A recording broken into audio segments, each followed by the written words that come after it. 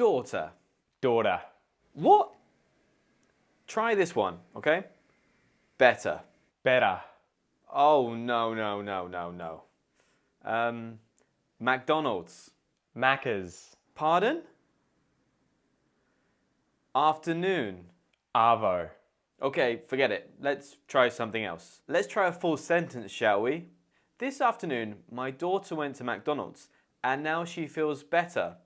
My daughter went to Macca's the Savo and now she feels better.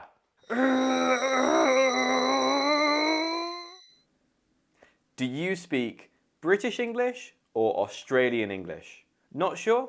Well, don't worry, because in this video, we're going to have a look at the differences between them, including vocabulary, pronunciation, and a little bit of grammar. In order to help me with this video, I've got a special guest from the land down under. Please introduce yourself. G'day you mob, my name is Pete. I am the host of the Aussie English podcast and Aussie English YouTube channel, where you obviously learn Australian English. Cheers, Pete. So firstly, the main difference between British English and Australian English is the words that we use. Sometimes we use different words to refer to the same thing. For example, what would you call these? What? You really call them that? Well, in British English we call them trousers, and in Australia we call them pants or trackies. You see? Now to make this interesting, we're going to turn this into a little challenge to find out what words you tend to use, British or Australian. Each time there will be an image on the screen and you will have a few seconds to shout out what you would call it in English. Pete will tell us what he calls it in Aussie English, and then after that I will tell you what we call it in British English. Anyway, are you ready? Let's go.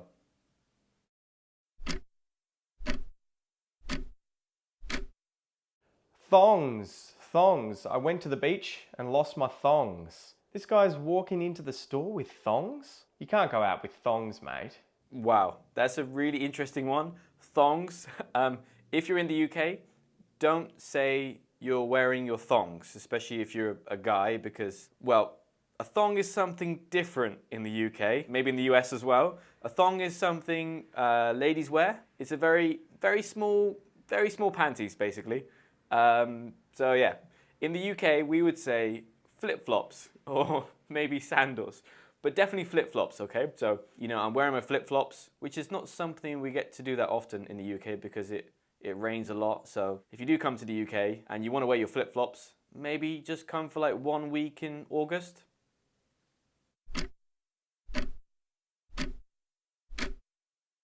Bogan. Bogan, oh, he's a bit of a bogan, mate. Yeah, you can hear it in his voice when he's like, hey mate, how's it going? You can tell he's a real bogan. That guy's a bogan. Bogan. This is a great one. I love this one. In the UK, we would say chav. Somebody who dresses in this way, someone who we might consider not to have the best fashion taste or not behave in a very social way. We often say maybe they have antisocial behavior. We would call them a chav. Basically, a chav is someone that kind of causes trouble outside the local shop. You can use it to make fun of your friends if they are wearing something that's not the best, something that doesn't really look great. You can say, oh, you look a bit chavvy, which is the adjective, right? So you can say, you look chavvy, meaning you look like a chav. Lollies. Everyone loves eating lollies down under in Australia. Lollies. I went to the lolly shop and bought myself a whole bunch of Skittles and M&Ms as well. Lollies. In the UK, we would call these sweets. We do have lollies, but they're like it's like a stick and it has like a very hard caramelized sweet on top. So that's a lolly. You pop it in your mouth and you suck on it. But sweets are just more general, something that is, as they would say in the US, candy, right? So we call it sweets, or we call them sweets, sorry. Apartment. If you can't afford a house, maybe you can buy an apartment. There's loads of apartments available in the city. Apartment. Apartment? Oh, come on, Australia. Why are you trying to be like the US?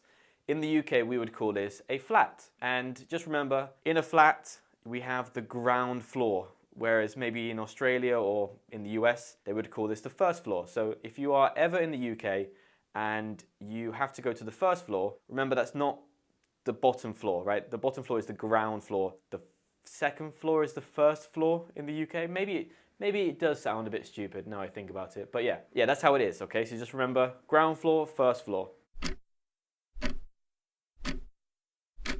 Sanger. Oh man, I'm so hungry. Do you want to grab a sanger from the shops? Everyone loves a sanger for lunch. Sanger. A sanger. Interesting. Okay. Yeah, we would call it a sandwich or something a little bit more colloquial, something that's maybe a bit more casual in English, spoken English. We would say a sarnie. So, can I have a bacon sarnie? Can I have a bacon sandwich?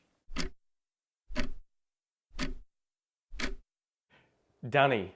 Oh mate, I'm busting. I gotta go to the Dunny. Where's the nearest Dunny? Is there a Dunny in here? In the UK, we would say the toilet, of course, or something, again, more like spoken English, we'd say the bog. I'm popping to the bog, or I need to go to the bog. So this is something that is maybe used more at home or among friends, not something you would say at work, for example. Don't say it at work, just say, I need to go to the toilet, for example. At home, you could maybe say to your mum, or your father, whoever's in the bog, get out of the bog, I need to go to the toilet. Runners. Okay, so I'm wearing some runners. I'm gonna go for a run, so I'm gonna put on my runners. Did you want to go for a run in runners, or are you gonna wear those thongs? Runners. All right, well, it kind of makes sense because you normally use them to go running. We would call them trainers. Yeah, trainers are basically like sport shoes. You have your shoes that you would use for working or going out for dinner.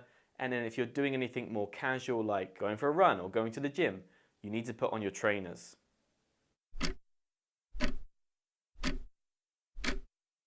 What's for lunch? Oh, we've chucked some snags on the barbie, mate, on the barbecue. We've got a few snags cooking up. Hey, can you run down to the shops and grab some snags? Snags. Wow, I quite like that, snags. Can I get a snag? That's my Australian accent, by the way. I'm sorry, Pete, that's terrible. We call them bangers. And there's a very famous dish in the UK, bangers and mash, which is basically sausage or sausages and mashed potato. So grab yourself some bangers and mash when you're in the UK. It's not too bad. It's more like comfort food, something you would eat on a Sunday when you're feeling a little bit lazy. So it's not fine dining, but I think it is pretty delicious. Esky. Whilst the snags are on the barbie, can you grab me a drink out of the esky? Pete brought an esky to the party and it's full of booze. It's full of beers, full of loads of drinks. The esky. In the UK, we would say cool box because it's a box and you put things in there to keep them cool. So yeah, it's pretty straightforward.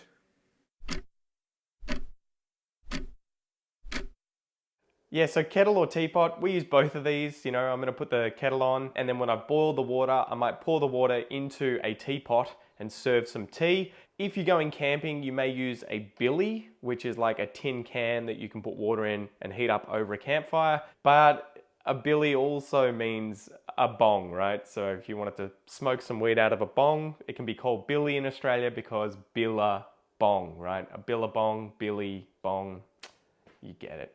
In the UK, we would call this a kettle, or something a little bit more traditional, a little bit more old-fashioned. We would call it a teapot. I don't have a teapot, I have a kettle, but my granny has a teapot. So yeah, a bit more old school, a bit more traditional, a teapot in the UK.